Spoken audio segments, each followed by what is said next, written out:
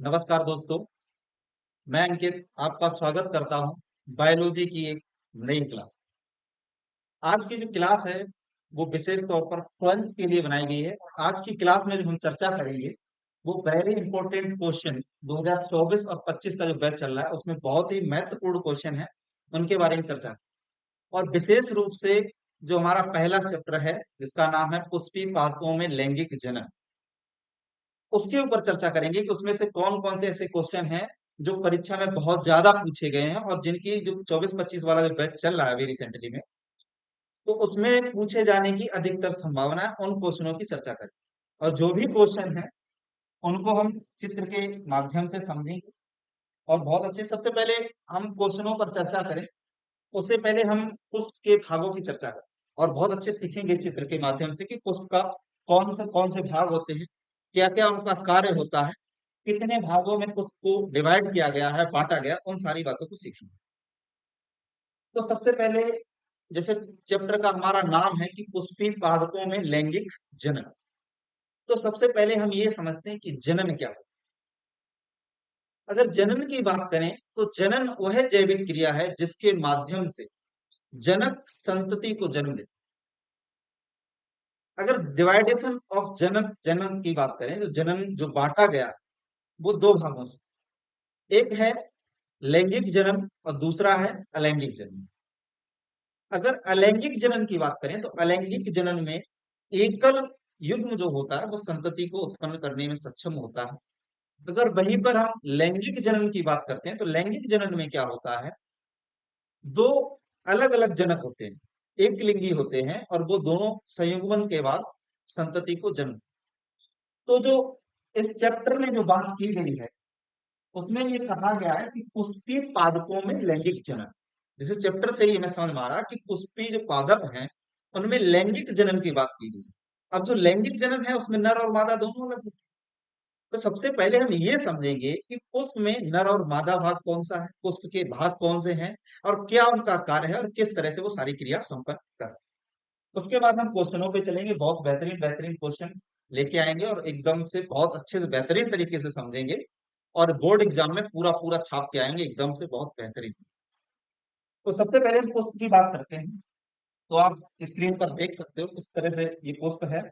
तो सबसे पहले अगर हम बात करें तो सबसे पहला पार्ट जो होता है पुष्प का, वो जो यहाँ पर आपको हरे रंग का दिख रहा है ये पहला part। इसका नाम होता है बाह्यदल। क्या नाम है इसका? बाह्यदल। अब देखो शब्दावली बायोलॉजी है उसे समझना बहुत इंपॉर्टेंट। अगर शब्दावली आप समझ गए तो आधा क्वेश्चन वहीं से सॉल्व हो जाए। अब यहाँ पर देखो, आप देख पा रहे हो पुष्प के सबसे बाहरी भाग, ये जो सबसे बाहरी भाग है तो इसको कह दिया गया बाह्यदल पुंज। बाह्य का मतलब बाहर। क्लियर हुआ? इसका काम क्या होता है? देखो सबसे पहले जब इसके बारे में लिखेंगे तो ये प्राय कैसे रंग का होता है? हरे रंग का। कैसे रंग का होता है?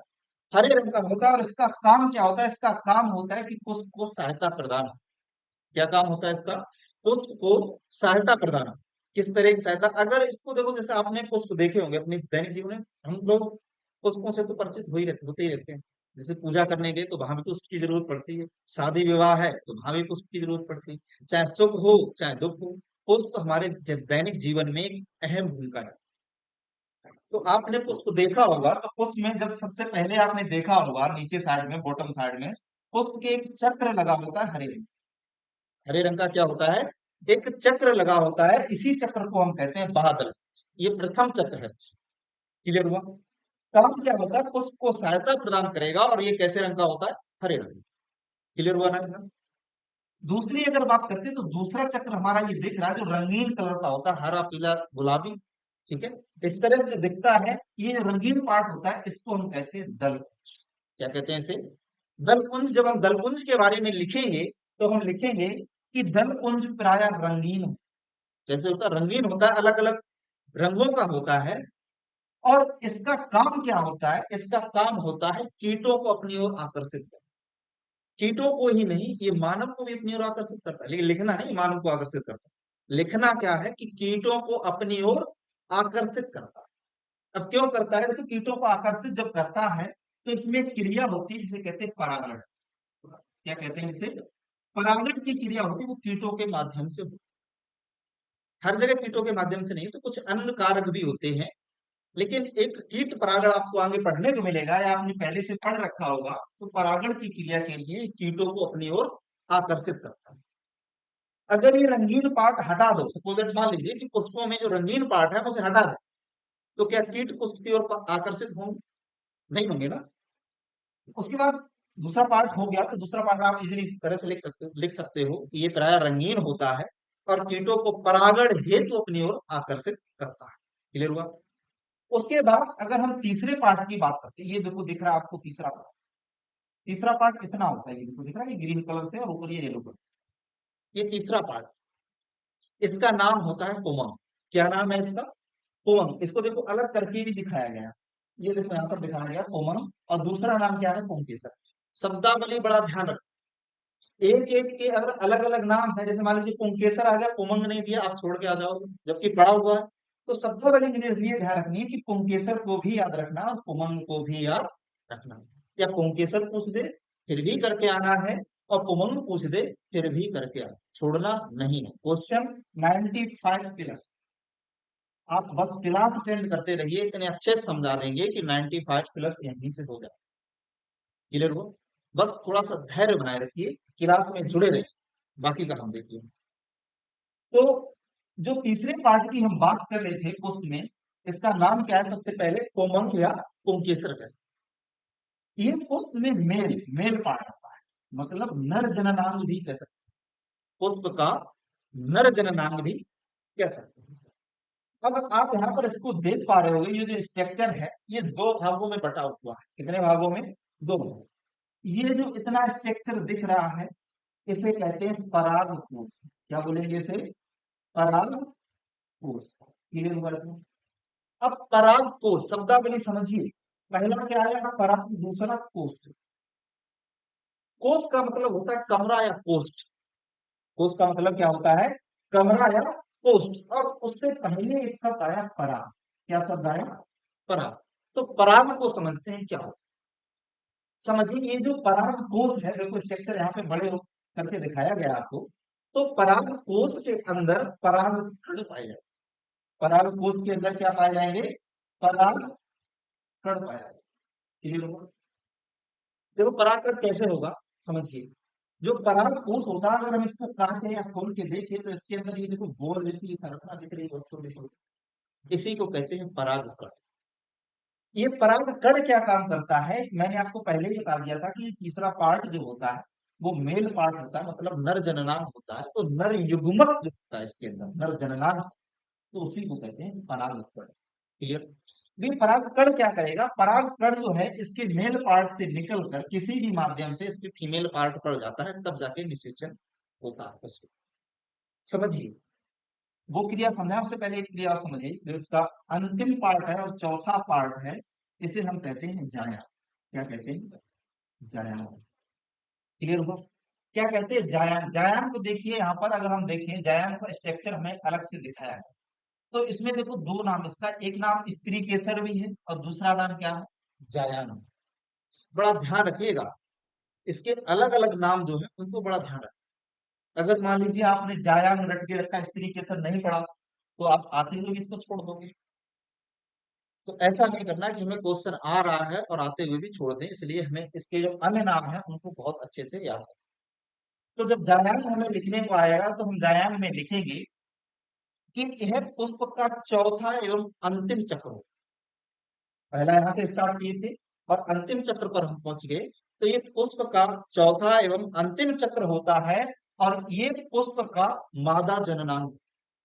कौन सा जननांग होता है? मादा जन। अभी मैंने नर जननांग पढ़ा था तीसरे में, और चौथे में जो पढ़े मादा जन। ये तीन भागों में बटा। कितने भागों में बटा होता है? तीन। पहला कौन सा है? वर्तिका। जो सबसे ऊपर का पार्ट होगा उसे हम कहते हैं वर्तिका। क्लियर हुआ? दूसरा पार्ट हमारा कौन सा है? वर्तिका। दूसरा पार्ट कौन सा है? वर्तिका है। जो इसके बीच का पार्ट जो है उसे हम वर्तिका। नामों को बड़ा अच्छे से याद रखना, अगर नाम भूल गए तो पूरा बायोलॉजी दिमाग से निकल जाए। इसलिए जो नाम है उन्हें बहुत अच्छे से याद रखना है, गलती नाम इतने अच्छे से याद। उसके बाद जो इसका तीसरा पार्ट है, ये पार्ट जो इतना दिख रहा है, ये इतना पार्ट दिख रहा, इसको अंडाशय है। इसको क्या कहते हैं? अंडाशय। जब फूल से फल बनता है तो यही अंडाशय जो है फल के रूप में विकसित हो। अभी हम क्वेश्चन करेंगे। अगर आपको ऐसे लगता है कि आपका चैप्टर अच्छे से क्लियर नहीं है, आप कमेंट करोगे तो मैं कोशिश करेंगे कि चैप्टर भी बहुत जल्दी लेके आए, फर्स्ट चैप्टर, जिससे कि आप बहुत अच्छे से सीख। हालांकि सीखने में समझने में तो आपको यहीं से आ जाएगा, बहुत अच्छे से क्वेश्चन आ जाएगा। चलिए आगे बढ़ते हैं, क्वेश्चन पर बढ़ते हैं। इतना क्लियर हो गया, ठीक है? क्वेश्चन पर बढ़ते हैं। पहला क्वेश्चन देखिए, पहला क्वेश्चन क्या है? आप बता सकते हो इसका आंसर क्या है? हमारा पहला क्वेश्चन है कि पुष्प होता है। अब बड़ा ध्यान से समझिएगा कि पुष्प होता क्या है। सबसे पहले देखो इसमें तो ए ऑप्शन जो दिया गया है, रूपांतरित जड़। क्या लिखा है ऑप्शन में? रूपांतरित जड़। क्या पुष्प जड़ होता है? जड़ से कहीं पुष्प निकलता है? नहीं निकलता, तो पहला तो ठीक नहीं देता, गलत होगा। उसके बाद देखो यहाँ पर बी होना चाहिए, इसे बी कर लेना, इसे सी कर लेना, गलत हो गया टाइप करना। उसके बाद बी ऑप्शन क्या है? रूपांतरित पत्ती। क्या पत्ती पुष्प हो सकती है? नहीं होगी, बिल्कुल नहीं होगी। उसके बाद क्या है? रूपांतरित तना, और लास्ट में क्या है? रूपांतरित फल। तो फल तो भाई पुष्प के बाद बनेगा। फल जो होगा पहले पुष्प आएगा, उसके बाद तो ये भी नहीं हो सकता फल। तो क्या बचा? ऑप्शन सी हमारा राइट आंसर है। क्या? रूपांतरित तना। इसका सही ऑप्शन क्या हो गया? रूपांतरित तना। क्लियर हुआ कि नहीं? ठीक है,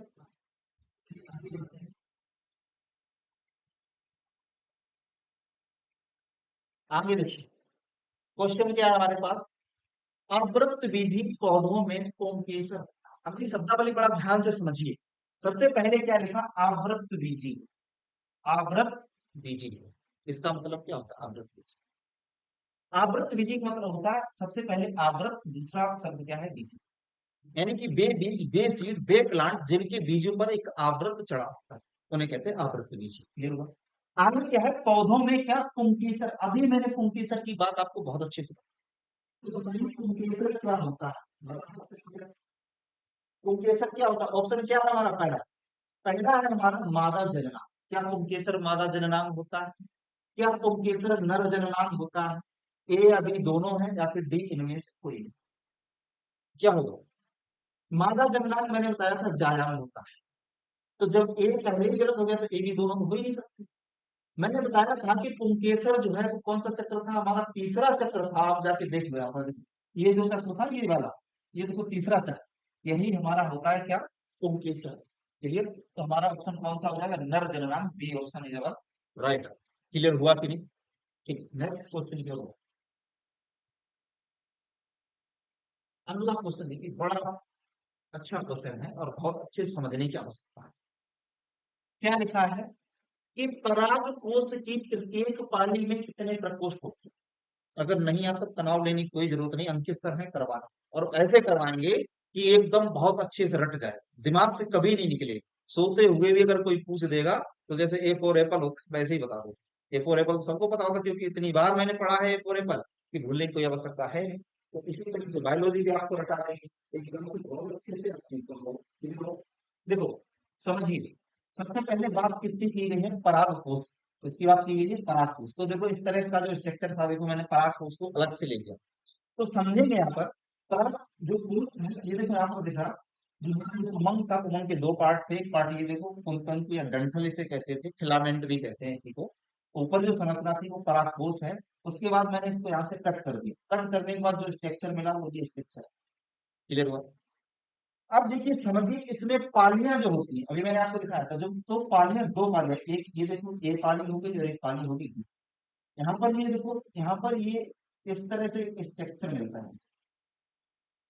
स्ट्रक्चर जो मिलता है तो देखो पाली कितनी होगी? प्रत्येक पाली, पाली हमारी दो होगी। और प्रकोष्ठ पूछा, तो एक पाली में दो प्रकोष्ठ, और पूरे पराग कोश में कितने प्रकोष्ठ हो गए? एक, दो, तीन, चार। कितने प्रकोष्ठ हो गए? चार। लेकिन इसने पूरे पराग कोश में नहीं पूछा, पराग कोश की प्रत्येक पाली, एक पाली में पूछा। एक पाली में कितने हो गए? एक, दो। ठीक है, तो ऑप्शन हमारा कौन सा सही हो जाएगा? ए ऑप्शन हमारा राइट आंसर है, दो प्रकोष्ठ हो गए। क्लियर हुआ कि नहीं? क्लियर? चलिए आगे बढ़ते हैं।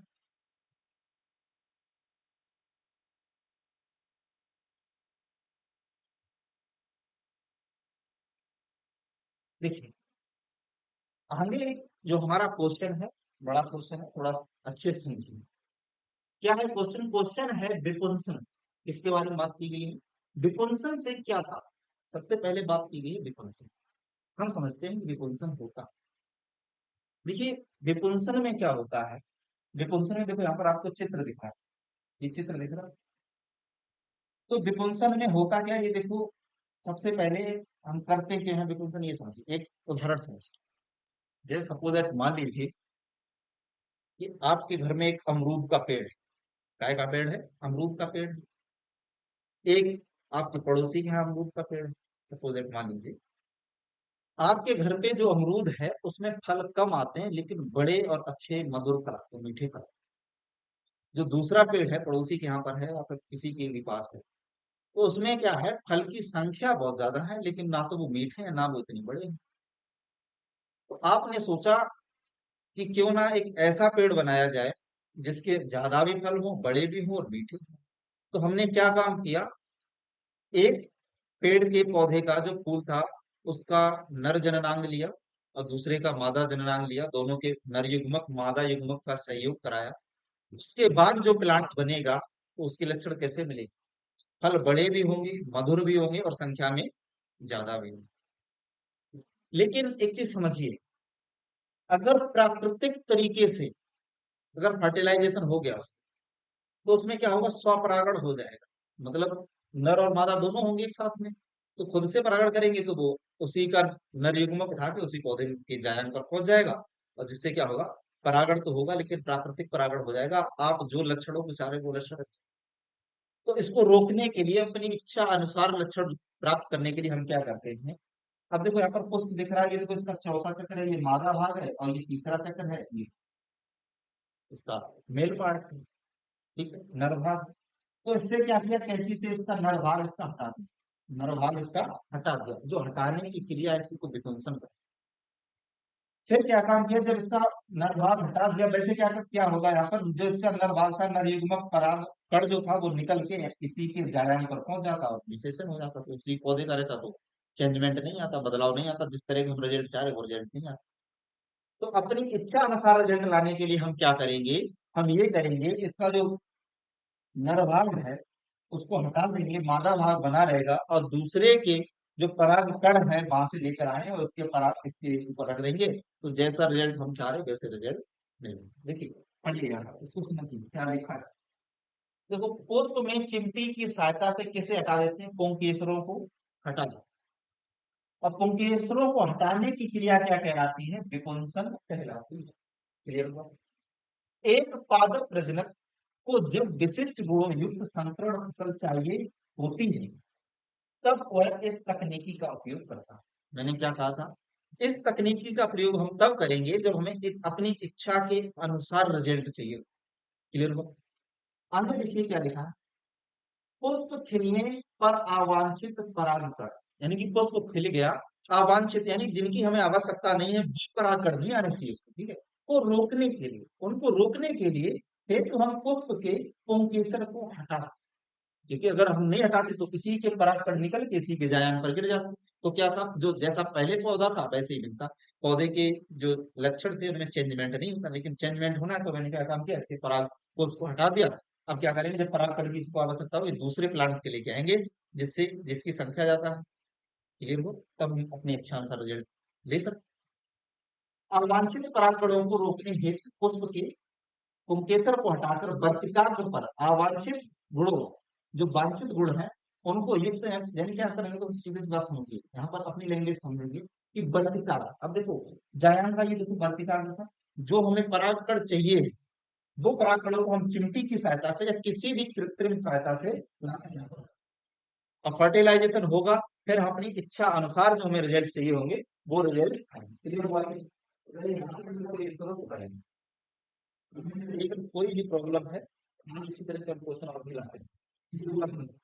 और फिर हम क्या करेंगे, उच्च गुणों के संकरण पादप पैदा किए जा सकते, जैसे हम चाहते हैं उच्च गुणों वाले पादप हम पैदा कर सकते। बताइए इतनी बात समझ में आएगी? अगर वीडियो अच्छा लगा तो लाइक करिए, चैनल को सब्सक्राइब करिए, हमारा मोटिवेशन बनाए रखिए, अच्छे से कमेंट करिए जो भी क्वेश्चन आपने किए हैं। आगे इसी तरह की वीडियो लेके हम आपके लिए आते रहेंगे। बने रहिए हमारे साथ अंकित सर के साथ। एक बायोलॉजी में अच्छे नंबर लाने के लिए हम एकदम प्रयासरत रहेंगे और बहुत अच्छे से हर टॉपिक को आपके लिए लेके आएंगे, और कोशिश करेंगे कि जो भी टॉपिक है उसका एबीसीडी से लेकर जेड तक आपको इतना समझ नहीं। और एक चीज और ध्यान रखें, अगर अच्छे नंबर लाने हैं तो समझना भी है और क्वेश्चन को बाद में रटना भी। इसके जो की पॉइंट है उनको बहुत, जैसे वर्तिका हो गया, जो भी की पॉइंट है उनको बहुत अच्छे से याद रखें।